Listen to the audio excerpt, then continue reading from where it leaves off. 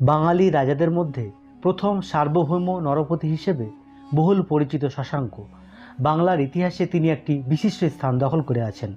শশাঙ্কের বংশ কিংবা শৈশব সম্পর্কে খুব বেশি জানা যায় না। ঐতিহাসিকদের মতে শশাঙ্ক ছিলেন গুপ্ত সাম্রাজ্যের একজন মহাসামন্ত।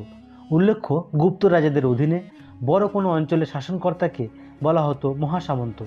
ষষ্ঠ শতাব্দীর শেষ ভাগে গুপ্তরাজ মহাসেন গুপ্ত মগধ ও গৌড়ের অধিপতি ছিলেন।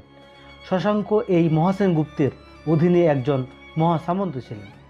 550 খ্রিস্টাব্দে কার্যত বাংলায় গুপ্ত সাম্রাজ্যের পতন ঘটে।